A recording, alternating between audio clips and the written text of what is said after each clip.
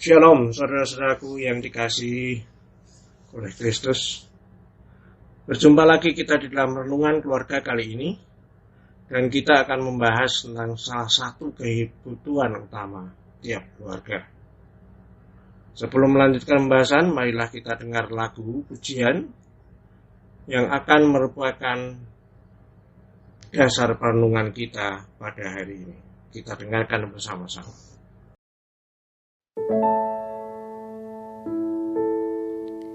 Ku mau cinta Yesus selamanya. Ku mau cinta Yesus selamanya. Meskipun badai silih berganti dalam hidupku, ku tetap cinta Yesus selamanya. Ya Aba, Bapa, ini aku anakmu, layakkanlah seluruh hidupku. Ya Aba, Bapa, ini aku anakmu, pakailah sesuai dengan rencanamu.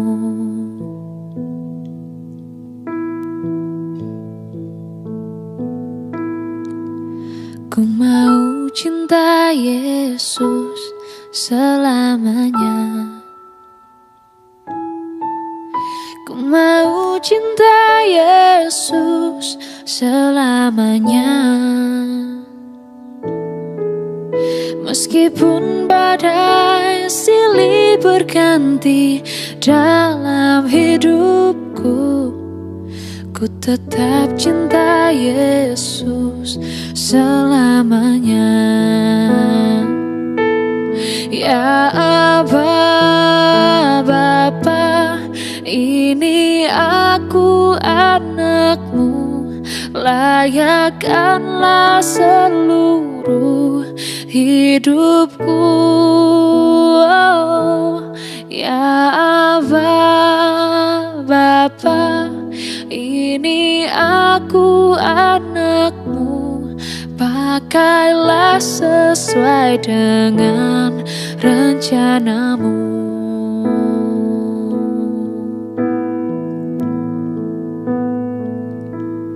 Ya Aba, Bapa, ini aku anakmu, layakkanlah seluruh hidupku. Ya Aba, Bapa, ini aku anakmu, pakailah sesuai dengan rencanamu. Pakailah sesuai dengan rencanamu. Pakailah sesuai dengan rencanamu.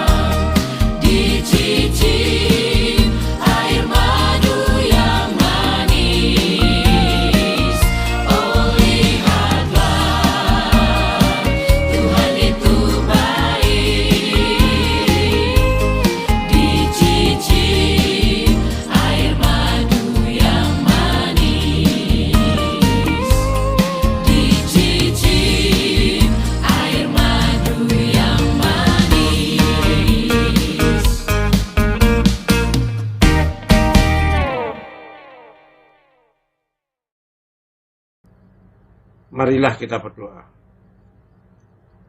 Ya Allah, ya Tuhan kami yang kami sembah di dalam nama Putra-Mu Yesus Kristus, saat ini kami bersama dengan keluarga kami akan bersaat teduh renungan firman-Mu.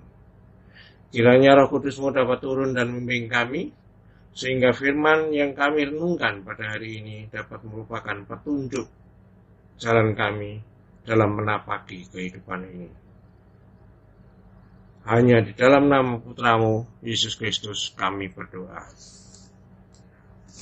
Saudaraku yang dikasihi Kristus, tiap keluarga mempunyai 3 kebutuhan utama.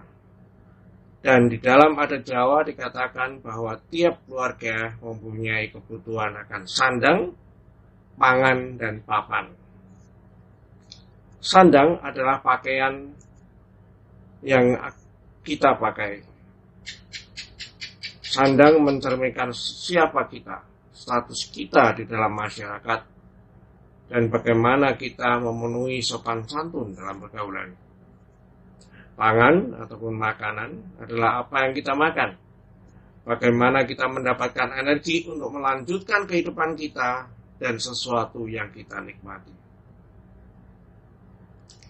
Kebutuhan utama yang ketiga adalah papan.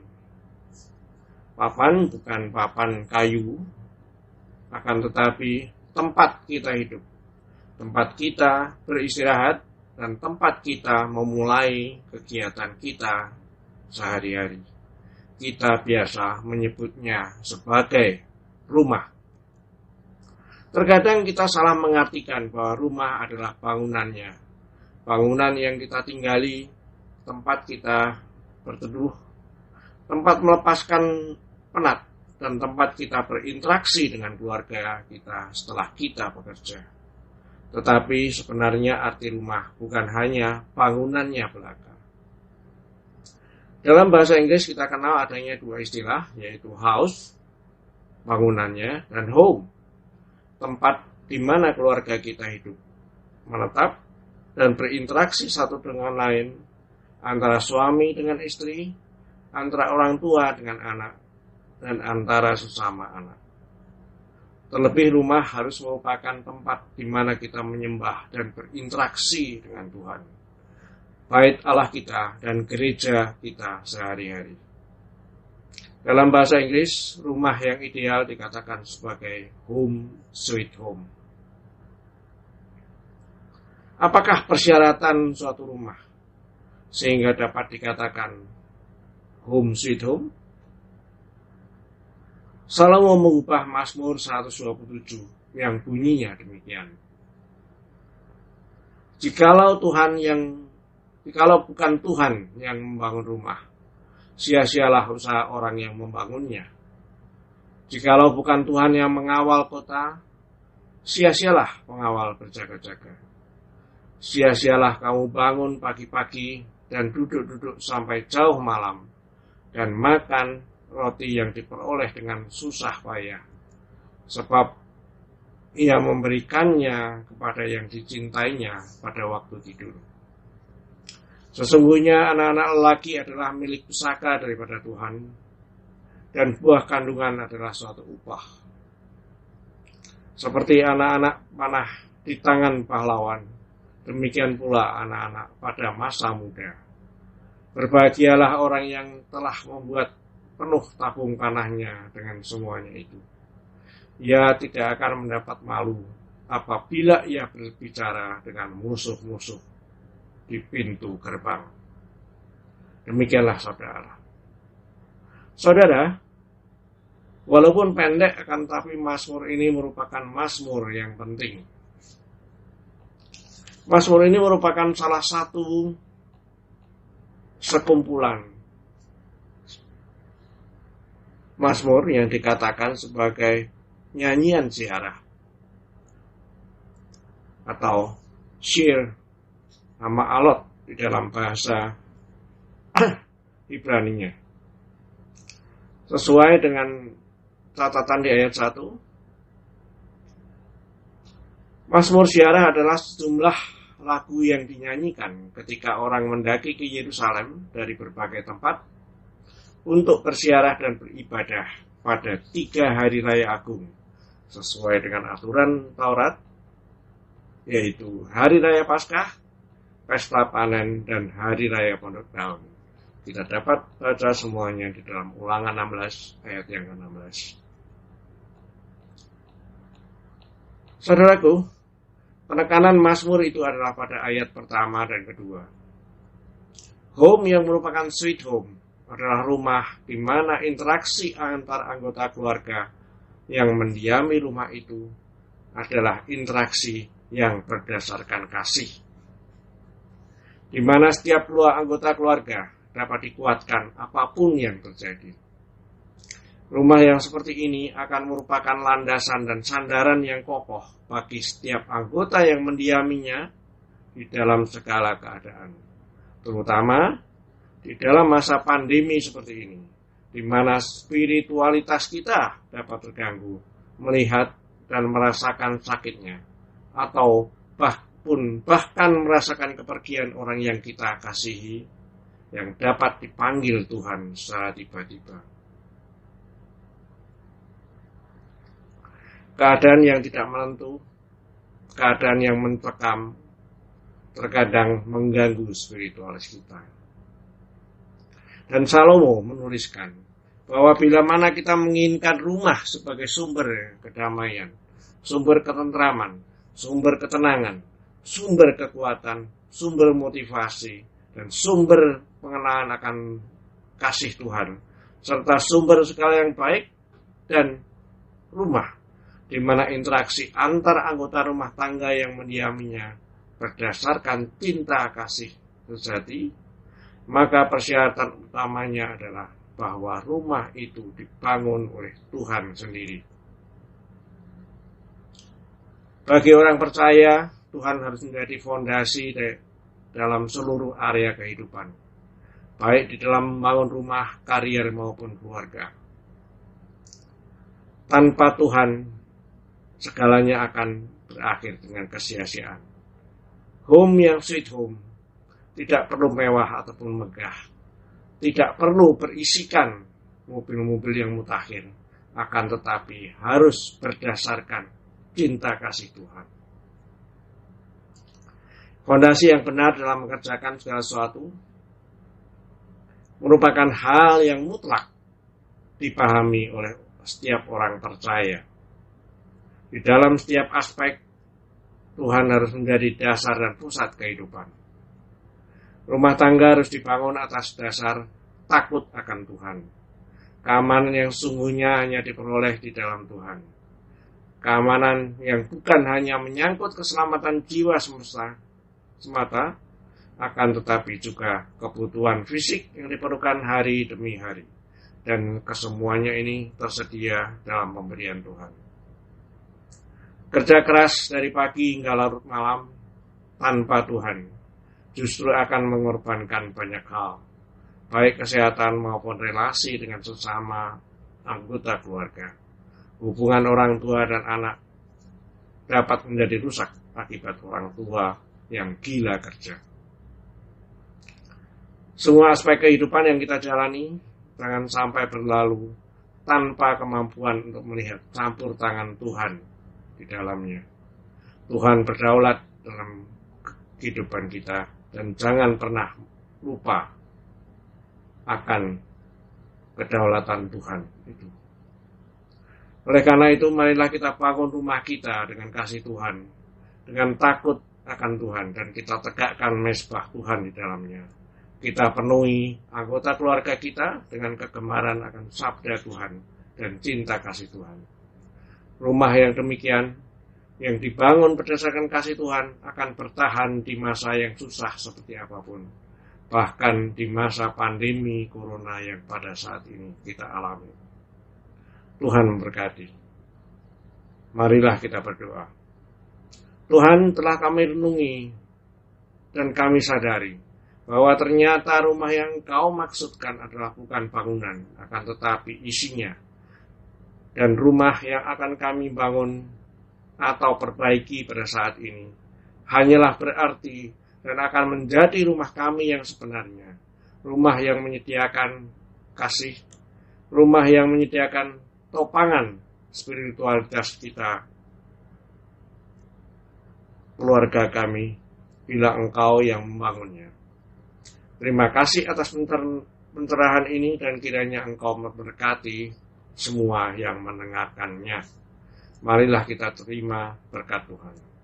Kasih karunia Tuhan Yesus Kristus dan kasih Allah dan persekutuan Roh Kudus menyertai kita sekalian. Amin.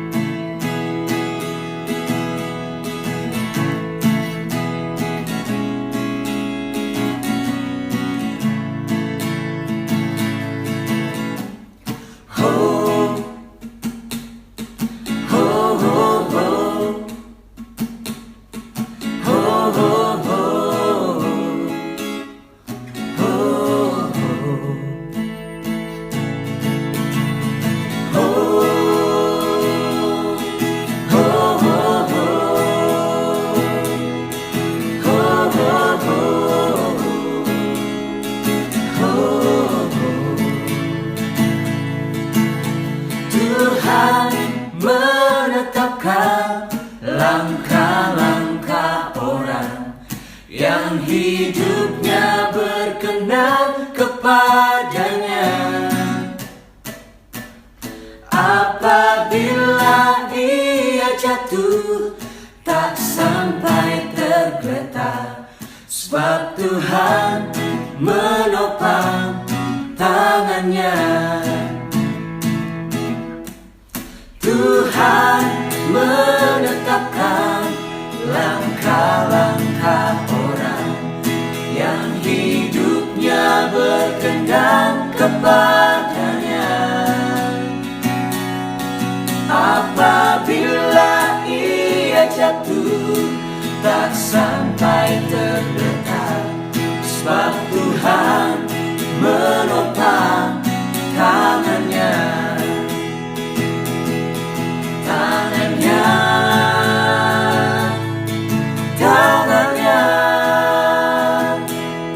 sebab Tuhan menopang tangannya.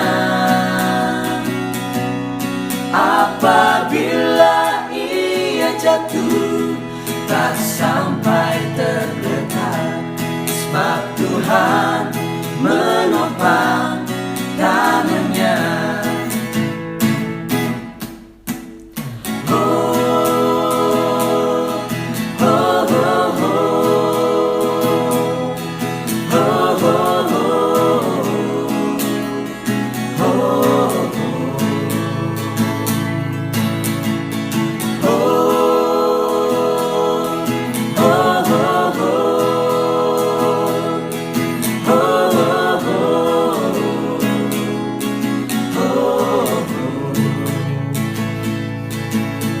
Tuhan menetapkan langkah-langkah orang yang hidupnya berkenan kepadanya.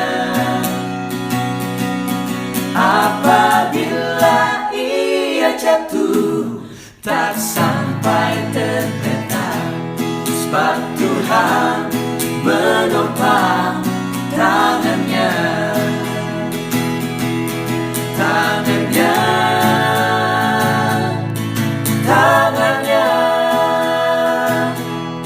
sebab Tuhan menopang tangannya. Apabila ia jatuh, tak sampai tergeletak, sebab Tuhan menopang tangannya.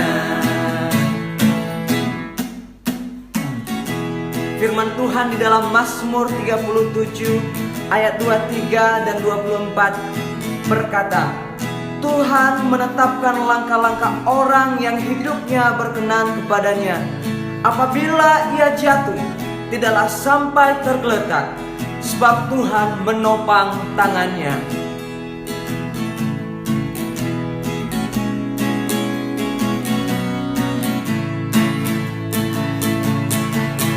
Tuhan menetapkan